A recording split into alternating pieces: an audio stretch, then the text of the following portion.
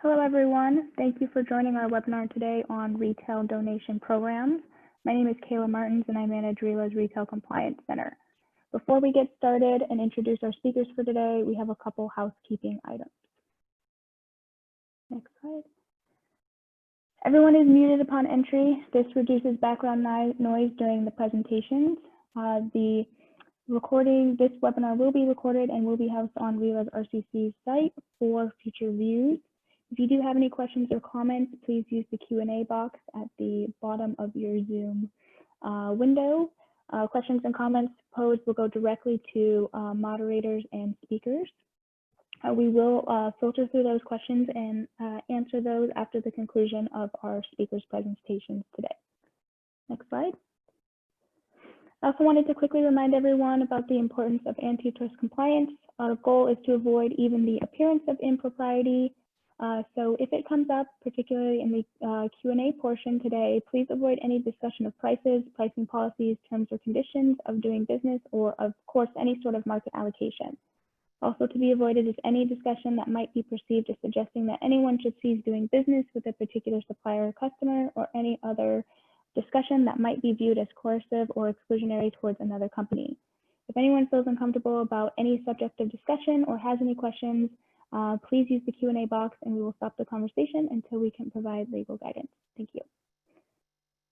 Next slide. So today we are lucky to have 4 great speakers to share information on donations, what their organization focuses on, and what they are seeing today under the pandemic. We have speakers from Good 360, Goodwill, and Feeding America. Next slide. Our first speaker will be Sherry Rudolph from Good 360. Sherry is Chief Development Officer and CMO for Good 360, where her teams manage product donation partnerships with hundreds of retailers and other companies. She's an accomplished retail, digital commerce, and media executive with a strong track record of building audience value and brands. Sherry has held senior leadership positions at Hearst Magazines, Gabriel Brothers Inc., and Premedia, among others, and has co-founded 3 startups in the media and e-commerce areas. She also is an adjunct professor in marketing and entrepreneurial studies. So I'll pass it over to you, Sherry. Thanks so much, Kayla. Appreciate the introduction. Thank you to you and the entire RELA team for putting this together. For those of us that are presenting today, these topics are very near and dear to us. So you'll be hearing from 3 just excellent and very different organizations. And we hope to provide you with a variety of solutions that provide you options beyond liquidation, maybe pack and hold, disposal, some of the traditional things that you might be looking at. And we're going to talk a little bit about what the environment and the landscape looks like today during the COVID-19 pandemic compared to maybe what we've seen in the past. So Kevin, if I could get you to go to the next slide, please. Thank you so much. So just a little bit of background on Good 360 for those of you who may not be familiar with us. We're a nonprofit. We help hundreds of different companies deal with the business challenge of responsibly distributing goods for maximum social impact. And when we do that, we're really helping our network of more than 90,000 nonprofit partners around the country and some internationally be able to deliver on their own important missions, because we can get product to them that they might not be able to access on their own otherwise. That in turn means that individuals that are facing really challenging life circumstances get the goods that they really need. Those products are given a new life, and that helps reduce waste and really ultimately helps us build more resilient communities for the future. Let's go to the next slide. So this year in 2020, we're looking at distributing probably a minimum of $500 million in goods, and I'll talk a little bit about where that number comes from in a minute. And to a variety of different organizations. Obviously, with 90,000 nonprofits in our network, we serve every cause imaginable under the sun. And Good 360 is cause neutral. So any nonprofit can be part of our distribution network as long as they pass our approval and vetting processes. Next slide. So we distribute goods in a pretty wide variety of ways. So for retailers who are looking for solutions, this is really important to understand the wide range of capabilities that Good 360 has. So we can distribute everything from a single carton of shampoo, for example, all the way through to a full semi-truckload full of mixed goods from a large retailer. We distribute we work with donated products in pretty much every category except for food and pharmaceuticals. Because our nonprofit network is so broad and so diverse, we've developed a number of channels to make sure that we can get product to where it's needed the most. So our national distribution center is based in Omaha. This is where we bring in large donations. We process the donations on your behalf. We get them into cartons and configured in ways that both large and small nonprofits can use those goods in their communities. As I mentioned, we have a direct truckload program. So if you have product that is sitting in large volumes at distribution centers, we can offer a solution that is point-to-point distribution of those donated goods, where we help you send them directly to a nonprofit in our network. We also do something really interesting called our retail matching program. And I know Feeding America will talk about their version of this as well. And this has been a really successful program for us for general merchandise. This is where we match individual stores with local nonprofits in their own communities. And that can be done on a one-off basis, or it can be done on an ongoing basis if stores are in a position where they will have donations available on an ongoing basis. The benefits of that, obviously, is it helps us keep goods in the communities where they're most needed. And it also helps those stores develop relationships with nonprofits and with other community entities that are close by them. We do a lot of work on disaster recovery, which I don't have specifically listed here because it really crosses all of these functions, including the managed program piece to the far right, which is our custom programs, where we may put together a donation program on behalf of a company that leverages more than one of the solutions that I've just talked about, including the ability to work in disaster impacted environments, which is really relevant for right now. So Kevin, if you could go to the next slide, please. So the COVID-19 pandemic has been a disaster of epic proportions globally, not just here in the United States, and it's really impacted the state of the donations landscape for Bid 360, for our corporate partners, and also for our nonprofit partners who ultimately need those goods. One thing that's really clear is that the need is significant in our communities, and it continues to grow with 35, 40 million Americans out of work, and those numbers seemingly, there's seemingly no end to where those numbers would stop, and we're certainly still in a very tricky situation right now. The needs have gone well beyond the highly publicized calls for PPE, or personal protective equipment, that we heard in February, March, and into April even. We still need that, that's for sure. PPE is still a high requirement, but we've really moved beyond that, where communities in need and families and individuals who may have lost jobs or have otherwise had their income taken away from them, they need everyday personal and household goods as well. So we'll talk about that in a couple of slides where we actually have some fairly fresh data from the field that we can share with you. There's a wide variety of products that can be donated. So as I mentioned, Bid 360 handles just about anything that you can think of except for food and pharmaceuticals. And a lot of those product categories are in high demand right now. In our world, nonprofits are facing a lot of uncertainty. You can imagine on the funding side, that is a significant area where nonprofits are challenged right now in the wake of COVID-19. But there's also other elements where the pandemic has really impacted their operations. So many nonprofits rely on a volunteer base to do a lot of the day-to-day work. And in our world, a lot of that has to do with sorting product donations that they receive and being able to distribute those donations. With social distancing requirements over the past 90 days, and with, frankly, a lot of volunteers being retirees who may be in those higher risk categories for exposure to COVID-19, that has really made it difficult for nonprofits to maintain their operations at the same level that they were before the pandemic. And because of that, some individual nonprofits or community-based nonprofits may not be able to accommodate large volumes, and that's where the partners on this call can really help to be able to facilitate that and to coordinate that into individual communities.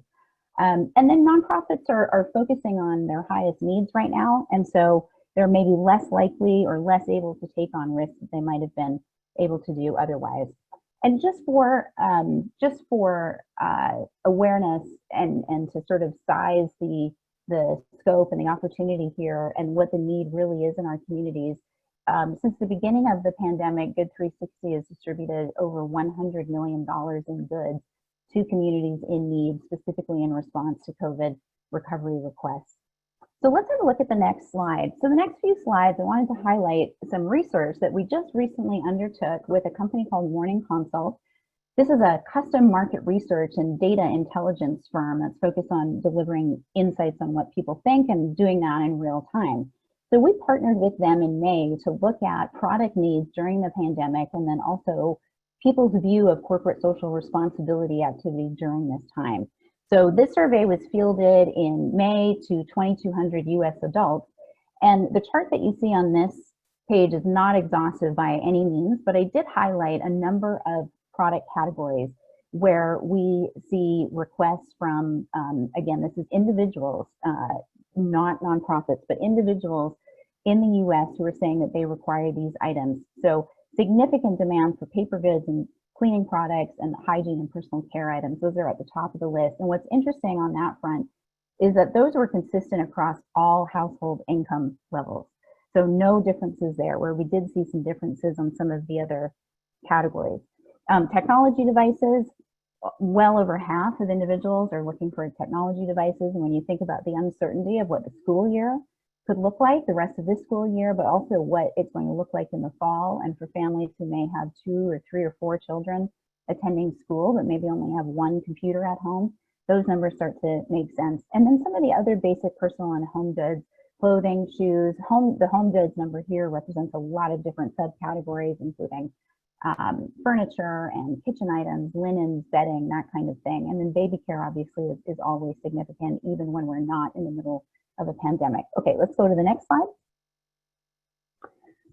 So one of the things we were really interested in, and we thought would be helpful to share here with this audience, is how does the general public look at companies who demonstrate some commitment to purpose or some commitment to corporate social responsibility? So you can see here a full 84% of respondents believe that it's important that companies donate everyday products, whether they be personal goods or household goods, to individuals in need. If we go to the next slide.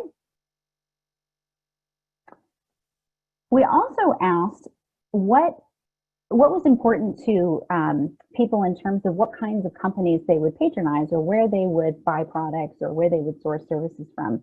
And over 2/3 of respondents said that they would be more likely to purchase a product from a company that does donate these everyday personal and household products to those in need. And this is pretty consistent across demographics. We saw a little bit of a bump where some of these sentiments were strongest with millennials, but otherwise pretty consistent across demographics, and also very bipartisan. No real differences or delineations based on your political leaning. So we go to the next slide.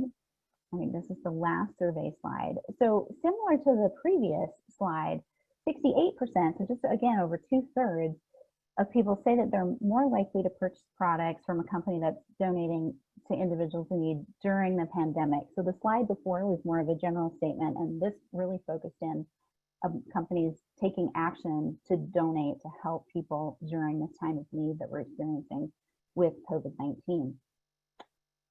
Okay, let's move on to the next slide. Great.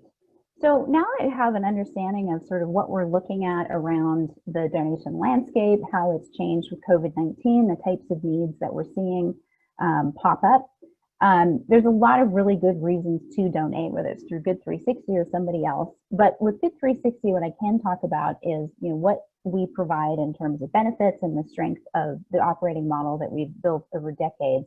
So we can absolutely help companies deliver on social impact and deliver positive impact, help you demonstrate your leadership in the space to corporate social responsibility principles and responsible business principles.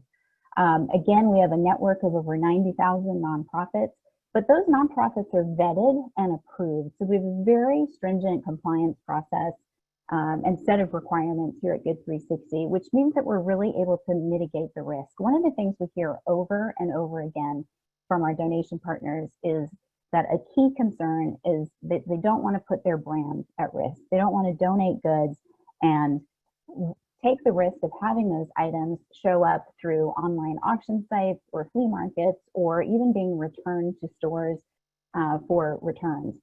So through our, again, decades-long experience of vetting and approving all of our nonprofit partners, we're able to significantly mitigate the risk and make sure that the brands of our donors are protected and that those products don't fall into the wrong hands, but more importantly, that they get into situations where they can do the most good from a social impact perspective.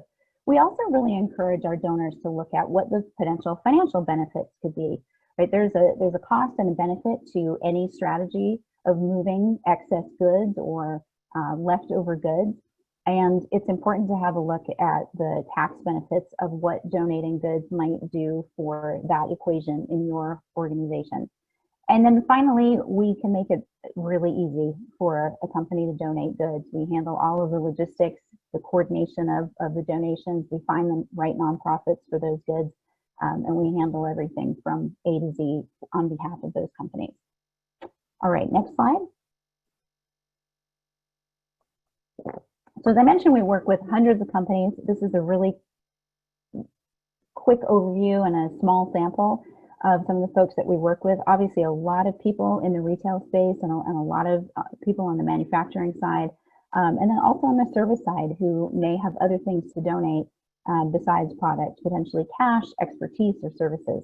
But we're very proud of the history of working with, like I said, hundreds of socially responsible companies who understand the social impact benefit of undertaking a smart and strategic donation program. And I think that wraps it up. Kevin, if you bring up the last slide. So I'm happy to answer any questions, obviously, at the end of this webinar, but please feel free to shoot me an email, visit the site. If you have goods that you want to donate, in the upper right-hand corner of our website is a very easy way to get the process started and to get you connected to an individual at Good 360. And if anybody is interested in more information around the Good 360 Morning Consult survey and the data that we highlighted, please feel free to reach out. I'm happy to provide that to you. And Kayla, I'll hand it back to you. Thank you so much, Sherry. If anyone in the audience has questions for Sherry, please use the Q&A box and we'll make sure to come back to those at the end. Now we will hear from Brian Ichkowicz at Goodwill. Brian is the Chief Member Advancement Officer for Goodwill Industries International. Brian leads the strengthening of Goodwill's mission integrated social enterprise, as well as all international development strategies and operational support. Prior to joining Goodwill Industries International, Brian was President and CEO of Goodwill Industries of Arkansas. Brian joined the Goodwill Arkansas in August 2008, and during his tenure increased people served by more than 500%, people placed in employment 40-fold, and created more than 500 jobs internally. He oversaw more than 700 employees in 38 retail and donation locations across the state. Prior to Goodwill Industries of Arkansas, he also served as Vice President of Retail Operations at Goodwill Industries of Southwest Florida. He began his nonprofit career at Goodwill Industries of the Chesapeake in Baltimore, Maryland as Director of Retail Operations. Collectively, Brian has more than 25 years of senior leadership experience and maintains active involvement in several professional and community service organizations. Brian, I will turn it over to you. Great, thank you very much. Really appreciate having the opportunity to talk to y'all today. We can move to the next slide. So just a little bit about Goodwill. People are familiar with us as the thrift stores, but there's so much more to that, and I'll cover that on the back half of this. But just here's some footprint for you. Goodwill is made up of 157 autonomous, independent 501c3 members that are able to put resources towards your communities. And really what the key to that is being able to focus on targeted employment training opportunities so people in communities can advance themselves. So just some tidbits. If you added up all the Goodwill locations across the US and Canada, there's over 3,350 Goodwills. So we're all over the place. We've had 107 million individual donation where you pull up to our back door, we take your donation. So 107 million in a course of a year, and that equates to about 5.2 billion pounds. And then, you know, across the network, we've got 131,000 employees across our Goodwill network. Now, unfortunately, that number is a pre-COVID number, and we'll talk a little bit about what this pandemic's done to our network. So next slide, please. So again, when we talk about scale and how we're convenient, 82% of the US population resides within 10 miles of a Goodwill. So you can see the heavily shaded blue dots is where we are. So my guess is they match up footprint wise with where many of you have locations also. Next slide. So like most of you, the pandemic shut us down and shut us down fast. And I'm not sure if you can tell by the picture, but we shut down so fast that Diane Keaton couldn't make her donation to Goodwill. So there she is. She, through social media, put on that she was going to clean out her closet during this time and come to Goodwill. But because of the pandemic, we had shut down. So anyway, it affected more than just average folks. It affected the Hollywood crowd too. So next slide. And this just puts it in perspective. While the closures happened at lightning speed, the reopen process has been much slower. And since most Goodwills generate almost all of their revenue from their social enterprise, the impact has been really deep and really painful. Next slide. So we focused basically on three things. The triage piece focused on liquidity and how to keep our members afloat during this time. The repositioning, how we put out the tools to our members to get them back up and running and open safely, and then the build back better. So as we open up, there's been opportunities to really look at our policies, procedures to make us more effective, efficient, and impactful in what we do. Next slide. So just during the first 45 days, we cranked out a total of 31 webinars and just pushed them out to the members, and we're able to curtail them on different topics as far as employment, all the things that I'm sure everybody on this call went through, your employment decisions, whether you restructure, whether, you know, fortunately we haven't had anybody have to go through bankruptcy, but certain liquidity and being able to use PPP and idle loans to help keep people afloat during this time. Crisis communication, you know, one of the challenges has been when people have been, you know, locked in their houses for all this time, lots of people have done spring cleaning. And if we're not open to accept the donations, that's been challenging for lots of reasons. Advocacy, federal relief, we've worked with many nonprofit partners to make sure that as the federal relief came out, that nonprofits were included in that. So we were able to take part in the PPP and several other programs.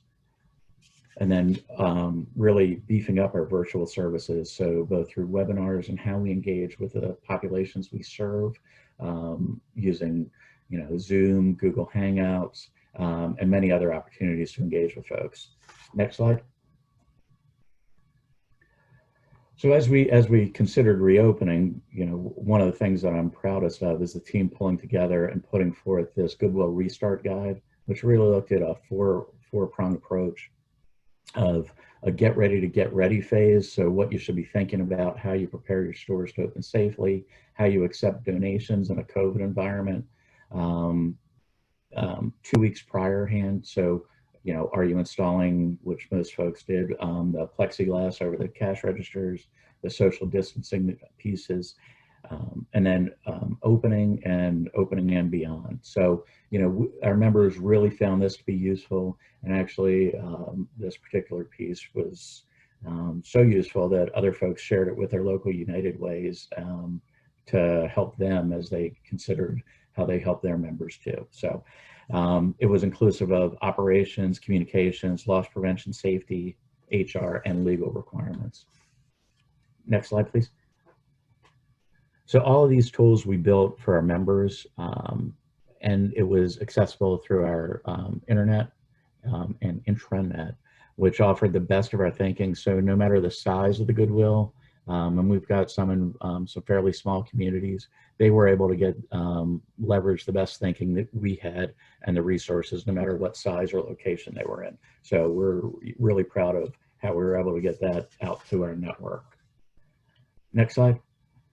And some of the other things as a federated model we were able to do was leverage external resources. So we've had great relations with Deloitte, helping us and our members with our financial analysis and helping people consider what the liquidity implications were. We had HR expertise from Jones Day. Alvarez and Marcel helped with cost containment. And then Covington and Burlington with insurance recovery. And the list goes on. Capitol Hill Partner was a big one with our federal advocacy pieces. Next slide. So here's where we are today. Actually, since we put the slide deck together, the top right-hand piece of New York has opened back up. So we're actually more than 95%. And that's how fast this environment's changing. So it's encouraging that folks are getting open back up. And that just talks about our ability to serve our donors, our shoppers, and our people served. So next slide. So why is all this important to you? And why should you care? So put simply, we believe that everyone deserves an opportunity to thrive. And with what's going on in the world today, I think we all could take a little bit of time and have a little bit more goodwill between all of us. So without being too cheesy, it's just about opportunity and giving everybody in the community an opportunity to be the best version of themselves. Next slide. So how do we do that?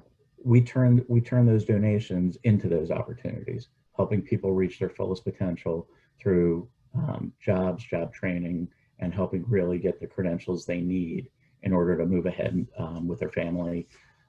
Next slide. So it's not just about the job, it's about opportunity. It's about the opportunity to help change lives, opportunities to help those lives then impact their families, and opportunities for those families then to build stronger communities. So, you know, there are just a few of the numbers that, you know, if you look at, they're staggering. And what we've seen with COVID are the folks that are most impacted are the folks that are either in the frontline jobs or have less education and less opportunity to grow. So it just makes Goodwill's relevance in this world that we live in even greater today than ever before. With unemployment so high, people are really going to need to get reskilled in order to grow themselves and really help move their families along. Next slide. For more than 100 years, Goodwill has been there, serving your local communities. And again, looking at how we're able to serve those communities, we've got 130,000 employees. We've helped 1.6 million people in face-to-face. And that 34 million that happened in 2019, I am sure that number is going to skyrocket for the amount of folks that are accessing our service virtually now versus in the past. And then, you know, on the bottom point, we are known. So everybody knows Goodwill, but very few people actually know what we do. And that's one of the things that I'm so glad to speak to y'all about today. So you get to really understand how we turn those donations into opportunities for people. Next slide. And then tying it all together, here's where we could use your help. And you can help spread more Goodwill. And here are just a few ways. So donating your sellable product to clear the floor. So whether it's seasonal, you know, things you're trying to move for your next season. We've done customer trade-ins before where people come in and you know, bring an old pair of jeans to get a new pair of jeans. So we've done those kind of trade-ins. We've also done roundups. So as folks are at the register, would you like to round up your purchase to help support Goodwill's job training programs? Also through excess equipment donations. And then another way that you can help that's not listed is if you have openings, that's what Goodwill does, is help people find and keep great jobs. So if you do have openings, we can help fill those. So with that, you know, if you have any questions or want to reach out and partner with Goodwill, there's my contact information. My colleague, Nikki Malcolm, who leads our engagement strategy, she's also listed on there, and we'd love to work with you. So with that, I'll that's it for my side, so I'll turn it back over to you. Thank you so much, Brian. We appreciate having you and joining us today. If you have any questions for Brian, please use the Q&A box and we will come back to those at the end. Now we will hear from Kurt Wells and Justin Block from Feeding America. Kurt Wells is a senior account manager for Feeding America. Kurt works on the Feeding America food industry partnerships team, focusing on best practices and opportunities for food donations from retail partner stores, distribution centers, and suppliers. Kurt has been with the Feeding America network for 13 years and prior spent the majority of his career within retail grocery, along with a few years in CPG manufacturing and reverse logistics. And Justin is the managing director of digital platform technology at Feeding America. Justin joined Feeding America almost 7 years ago, where he leads the team developing Meal Connect, which is a food donation app that has to date connected over 2 billion donated meals with people who need them. Aside from Justin's experiences in curtailing food insecurity, he worked for several years at Shore Bank and Urban Partnership Bank, community development banks active in commercial and consumer lending in the undercapitalized South and West sides of Chicago, Cleveland, and Detroit. Prior to that, Justin owned and operated a casual dining restaurant after managing another high volume location for many years. So welcome, Justin and Kurt. I will pass it over to you. Hi, it's Kurt Wells. Can you hear me? Yes, we can. Thank you. Next slide, please. So thank you all for having us this afternoon. It's a great opportunity for us. Just wanted to touch base and give you a real brief overview of Feeding America, and then I'll pass it along to Justin, who will talk about our web-based technology that makes donating a lot easier from a donor standpoint. Feeding America is the nation's largest domestic hunger relief organization. We're on Charity Navigator, on Better Business Bureau. We actually started about over 40 years ago. Our first food bank was in Phoenix, Arizona at St. Mary's Food Bank.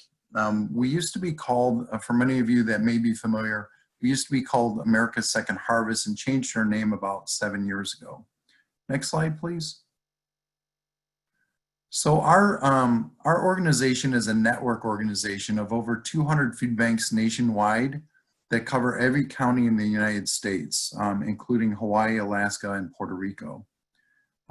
Those food banks actually serve as distribution centers for product, specifically food products, and actually serve over 60,000 food pantries and meal program partners. Next slide, please.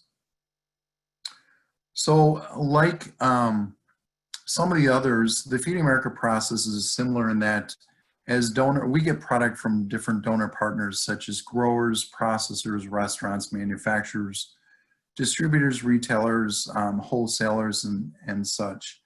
Our network, again, is 200 food banks across the United States, almost serve as distribution centers. So we collect those donations, get those through our food banks, and then move that product to those 60,000 agency partners. Agency partners can be anywhere from food pantries to youth programs, community kitchens, soup kitchens, senior centers, other feeding programs, rehabilitation centers, homeless shelters, so on and so forth. And then those particular organizations actually touch and feed those in need. And last year, as of our fiscal, it was 40 million Americans that were in need at that point. Next slide, please. So for Feeding America, our network impact as of our last fiscal year, we serve over 40 million Americans, including 12 million children and 7 million seniors. We also provided, as far as meals, 4.6 billion meals to folks in need as of our last year. That equated to 3.6 billion pounds, of which included 1.5 billion pounds in fresh produce and fruits and vegetables.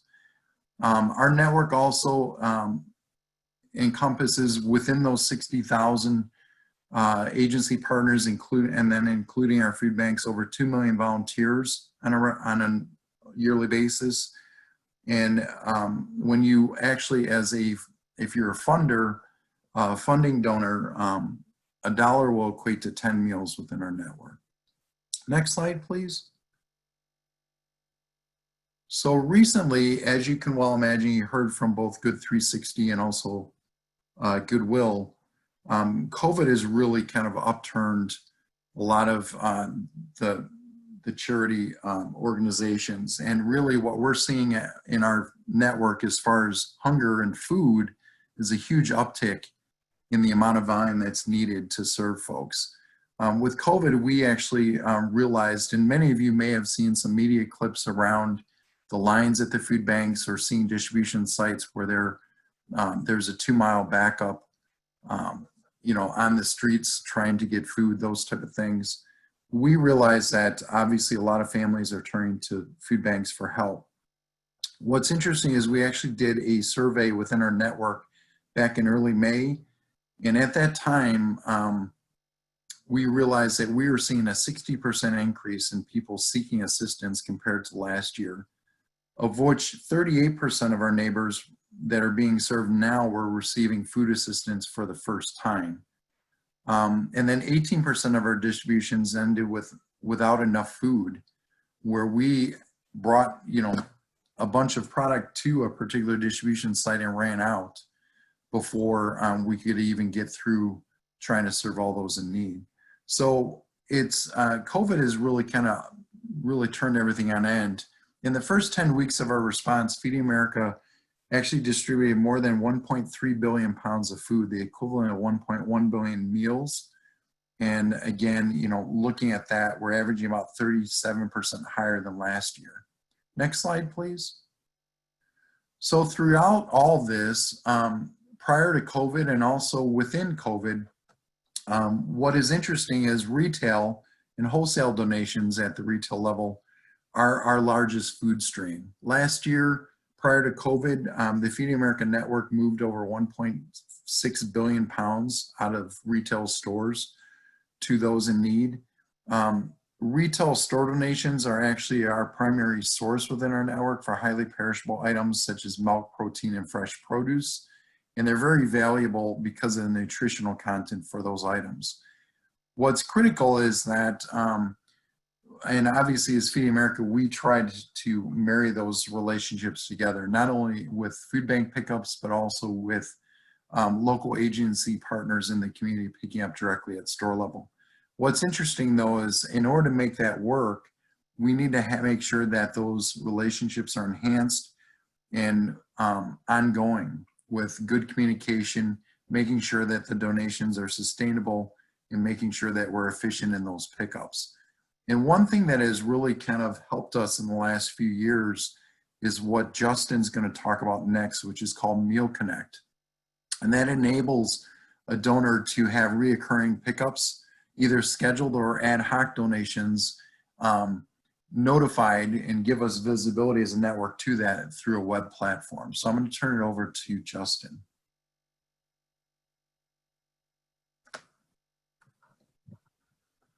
Justin?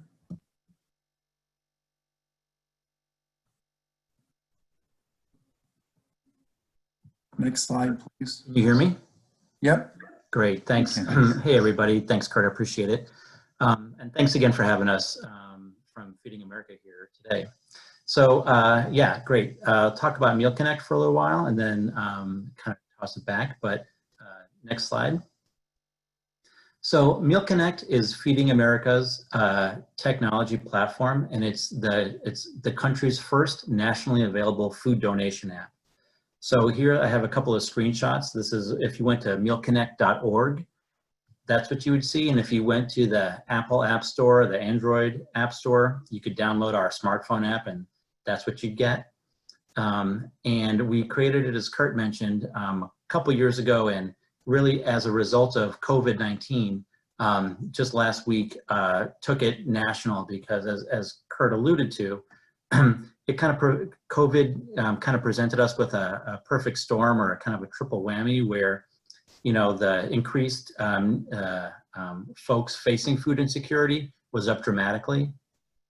Our donations were down because consumer habits were changing, and our ability to serve those in need with volunteers was also dramatically decreased because of so many volunteers are at-risk populations and just due to social distancing. So we really continue to, at the national office, continue to push forward in a lot of different initiatives to try to find a way to lower barriers and provide additional entry points into our network for food donations wherever they might be. And so we were able to launch Meal Connect or relaunch Meal Connect, but this way now in every corner of the United States, in every community. So next slide.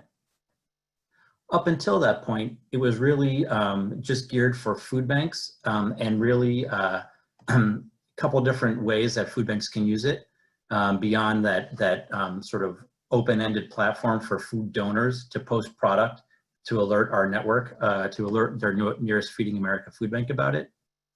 And I'll go through some of these right now. So that top tile, that emerald green tile, goes to what Kurt was mentioning, where food banks can manage their enabled agency programs on this web-based platform. So they can use Meal Connect as an administrative tool to manage all those connections, oftentimes many-to-one connections, where 3 or 4 agencies are serving one retail location on a reoccurring basis for several times a week pickups. And then those agencies can use Meal Connect to send data back to the food bank and to Feeding America about what they picked up, so we can report back out to the donor at the corporate level. This lime green tile is, and kind of paired with this pink tile, where a food business can post product on the Meal Connect app and agencies are matched in real time. And perhaps a volunteer driver that's been solicited, vetted, and trained by the food bank can elect to then go pick up and deliver that donation to that particular agency.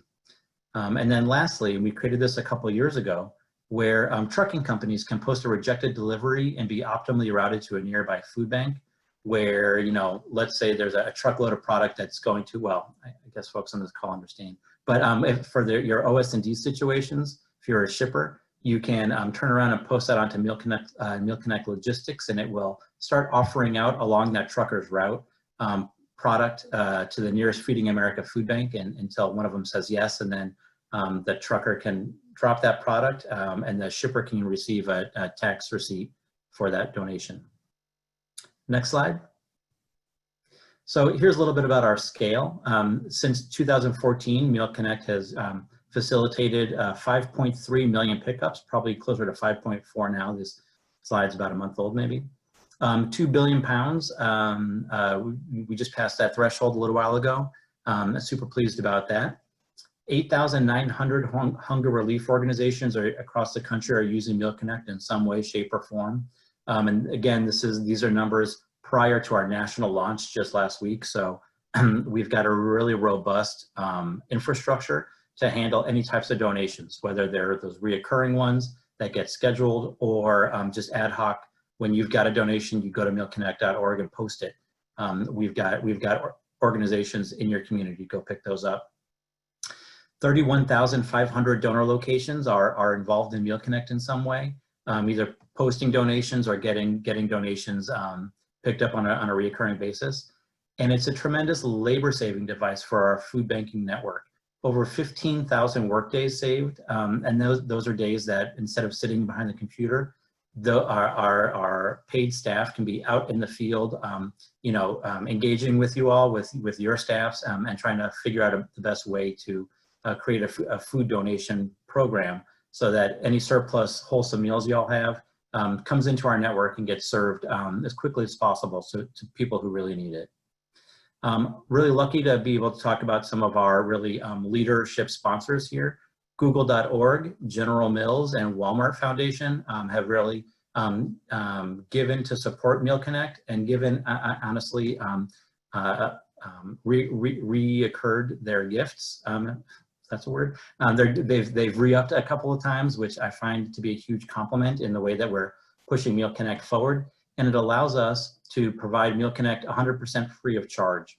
So, so whether you're going to Meal Connect to just post a donation because you're doing quarterly inventory, or you've got a reoccurring pickup that you want scheduled, on a weekly basis or a daily basis, it's 100% free for you to use. It's 100% free for our food banks to use, for agencies, anything. We are really trying to lower barriers to allow as many food businesses as possible to reach our network to feed as many people as we can. Next slide. So here's a concept that we are in discussion with a couple of different retailers, and are really looking for this type of efficiency in the future, where we can integrate, we call donation integration, which I'll explain in the next slide, if you'll advance. So the idea is that as your store clerks are scanning product out that that weren't sold, when it's scanned out to be donated, that would then signal Meal Connect at the local food bank that there's product available. And then, so then the food bank can take action, either send a truck that, the next morning or later that day, or kick that notification out to the agency network of the soup kitchens and food pantries, so that again, you're increasing the output of your donation program, you're decreasing your discarded unsaleables, and you are not taxing your store staff with any additional activity. They're still going about their business, and we're leveraging technology to bring additional efficiencies to a donation program. Next slide. So the whole idea is, again, we can either create, kind of batch all those donations electronically and populate a Food Bank's Meal Connect account in the morning, or if it's perishable product, it can turn into what we call a real-time donation, where the food bank gets that bat signal right away and can send a volunteer driver or a soup kitchen or a food pantry to your shop right away to then go pick up that donation and have it delivered for service later that afternoon. Entry-level reporting will be available, so the idea that you can log into your Meal Connect and see your donation activity across the country is a real reality here. Next slide. And this is what we are continuing to push forward. As I mentioned, we really are looking at ways to increase Meal Connect's ability to serve our member food banks, and to continue to find new ways to make it feasible for different types of food businesses around the country to donate. And so now that we have this national scale with Meal Connect, the donation app, now we're undertaking the work of building a really robust technology platform underneath it that can serve all different types of food businesses, from growers who might need some sort of VAP charge or PPO. Manufacturing donors can certainly use Meal Connect right now and may or may not have a relationship with Feeding America. But we really want to use technology to make it even easier for those donations to flow into our network, as well as with supermarkets, convenience stores, and restaurants. And we want to really leverage data to really understand where those donations are coming from, to improve reporting back to the donor so they understand where their food is, what kind of food they're donating, and where it is going. And we want to better coordinate transportation. That continues to be a pain point in all places up and down the supply chain, and we want to really leverage technology to ease that pain point in the donation process. So perhaps integrating with a transportation management system or other digital freight boards to really smooth those friction points once a donor is offered product and a food bank wants to secure it, to really put that transportation solution right at that digital dashboard. And then lastly, making enhancements to the food ordering process. We've got so many different types of donations coming into our network, making it really simple for food banks who have limited staff, limited capacity, having one place on the internet where they log into to conduct all of their food rescue operations, whether it's building orders from growers in their community, securing donations from a distribution center or a grocery store retailer, or dispatching a volunteer driver to go pick up from a restaurant that just wanted to donate 50 pounds of ground beef. So really looking at Meal Connect as that holistic end-to-end food donation solution. And with that, next slide. So thanks, just on behalf of Kurt Wells and myself, thanks so much from Feeding America, and you can access us and further reach us at feedingamerica.org or mealconnect.org. And with that, Kayla, I'll turn it back to you. Thank you, Justin, and thank you, Kurt. We appreciate having you today.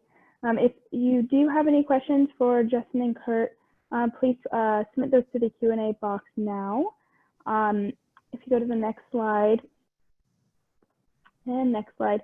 While you're submitting your questions to the Q&A box, I just wanted to also mention that each of our speakers today will be sharing some more information on donating and what they are seeing today.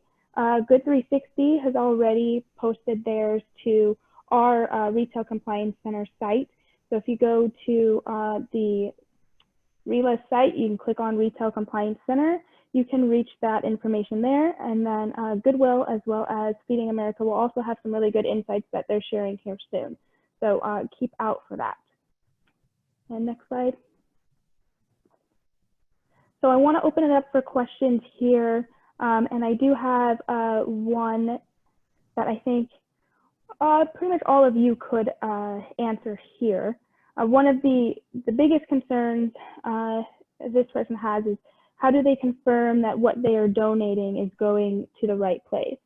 I know Justin, you talked a little bit about the Meal Connect program, but maybe some other folks can discuss how do people confirm where their donated goods are going? Sure, Kayla, I'd be happy to address that from Good 360 as a starting point. So that's a great question, and I talked a little bit about mitigating risk and making sure that your brand is protected. And if you're donating through unknown channels, how do you make sure that your products aren't put in a place that you don't intend them to be? And also importantly, how do you know where they're going? So one of the processes and controls that we have in place at Good 360 is that we have pretty strict reporting requirements from our nonprofits. But it starts upstream with a really diverse base of nonprofit partners in the tens of thousands. As I mentioned, we can make sure that we're matching up donations with nonprofits that can really use those goods in their local communities. And once those goods are distributed, we have a few things that we're doing.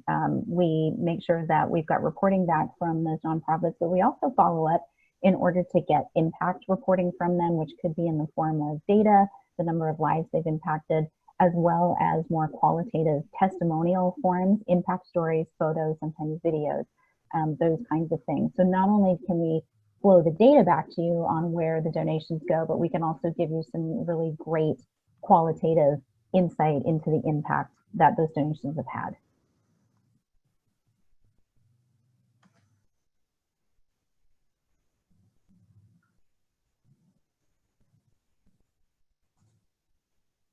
Great, thank you, Sherry. Yeah, go ahead, That Brian. can happen from a Goodwill perspective.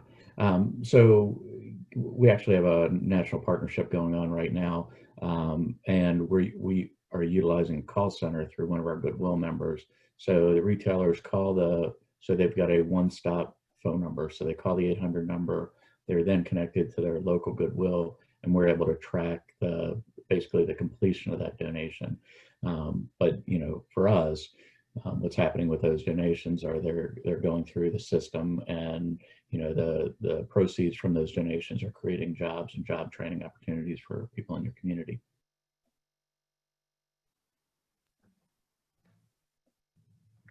And then this is Justin. I might just chime in from the Feeding America perspective. Similar to Good 360, Feeding America has, and as Kurt mentioned, that network of not only 200 member food banks, but 60,000 partner agencies, those smaller soup kitchens and food pantries. And there's a really robust auditing process. So our member food banks get audited every year, once a year from Feeding America and once a year from a third-party auditing company on food safety handling, board governance, a whole range of criteria that they get audited on. And then from there, they in turn audit their partner agencies on that same cadence. So, so there's sort of that chain of accountability all up and down the Feeding America network. And so I think the question's a great one. You want to donate, you want to make sure that your efforts are doing the most good in your community. And I think, the three sort of nonprofit organizations represented here are sort of the Good Housekeeping Seal of Approval through, through our representative ways of making sure that happens.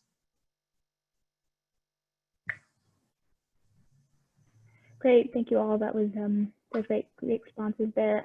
We do have a question that came in. Looks like this is directed towards Good 360 and Goodwill.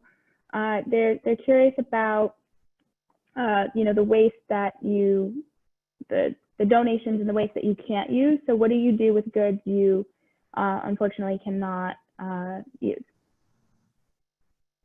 Yeah, I'm happy to jump in first. This is Sherry again from Good 360. So for us, it really starts really far upstream, and we work with our donors around strategies for what we call thoughtful giving, and that means sourcing product that really meets the needs that we're seeing in the communities around us. That's one of the reasons we did the survey with Morning Consult, is so that we have some great data that we can share back to our donors. So that's the first thing. It's just trying to prevent waste from getting in the system to begin with. And but obviously there are points at which some stuff does have to be disposed of, either because it got broken in transit or whatever. Our most progressive donation partners help us handle that. They either handle it upstream themselves, or they work with us to try to mitigate or minimize the amount of waste that comes downstream to either us or our nonprofit partners. And it is amazing what our nonprofit partners can use and how creative they are with coming up with solutions for things that we may not think are usable, but we'll get feedback from nonprofits that they are in fact usable. They can be upcycled or repurposed or used in some additional way, and that helps prevent the waste. For the things that do get broken and that truly there is no need for, we have responsible disposal processes that we work, at Good 360 ourselves in our own facilities, but also through our nonprofit network. But this is something we're always working to improve. This is something we can always do better, and we're always looking at partners who can help us do it better.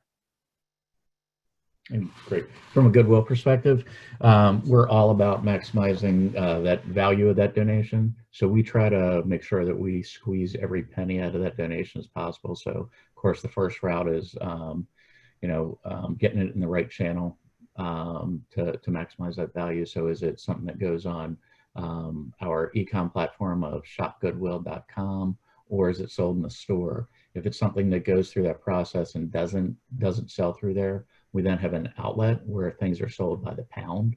And then ultimately, if it doesn't sell through there, we then run it through a recycle line where we've got different downstream vendors that will then purchase those things in bulk. So it's really our goal to keep everything out of the landfill, both on a sustainability piece and just as a expense control piece.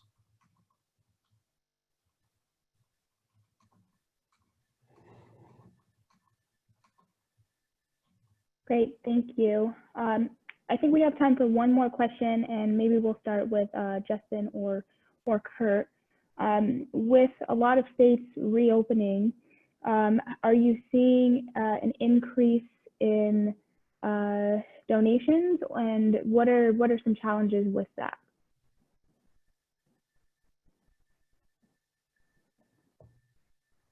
So this is Kurt.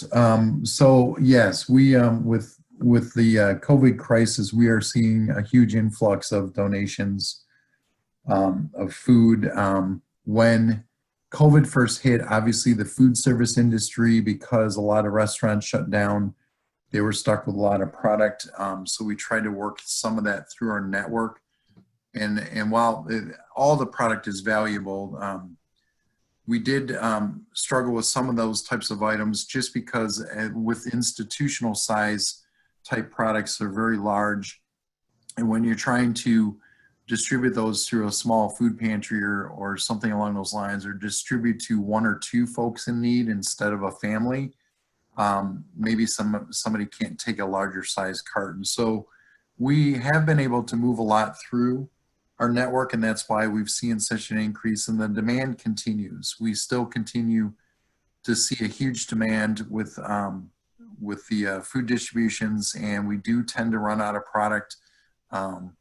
We are looking everywhere and anywhere, up and down the supply chain in food, trying to find product, obviously products that are of dry grocery nature or canned, that are shelf stable. That's very helpful, and that's very hard to find because during the environment, the emergency type situation when there was a run on the retail stores, the grocery stores. A lot of folks like myself and probably yourselves, we went out and bought a bunch of product that we could put on a shelf just in case something happened with the supply chain at a later time. So while the supply chain is getting back to somewhat normal, I guess, we still continue to see a huge need. Justin, do you have anything to add? No, Kurt, I think you nailed it. I think the one thing I might add is just, as towns sort of start to open back up and food businesses start to serve customers again, you know, there will be surplus product, and just, you know, the hope would be that that they might use Meal Connect to donate that product. So so now we're engaging on a marketing kind of campaign and a communications campaign to try to continue to get the word out. But no, Kurt, I think that you covered it pretty well. Great.